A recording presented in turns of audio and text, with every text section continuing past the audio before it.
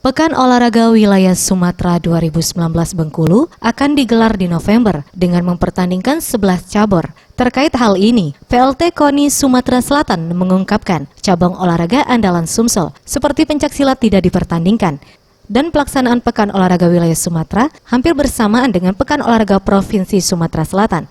Sehingga di Pekan Olahraga Wilayah Sumatera kali ini, KONI Sumatera Selatan belum bisa memberi target. Ditambahkan Denny, untuk cabur sepak bola, KONI Sumsel belum pasti akan mengirim perwakilan. Keputusan akan diambil setelah dilakukan rapat pengurus.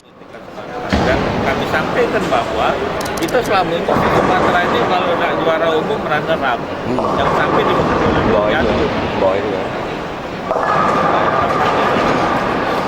Karena yang favorit kita ini kan yang nggak masuk, masalahnya tidak pencaksilat. Oh iya. Sepak bola masuk pertimbangan tidak ngirim atau? Jadi mau terakhir mereka, karena kan aku sampaikan sama mereka kalau memang nggak ada karena jadi kan main kita pakai pemain-pemain yang akan berlaga di Korpro. Karena waktu deketan. Nah sekarang pihak KONI Kabupaten Kota, Bupati mengizinkan.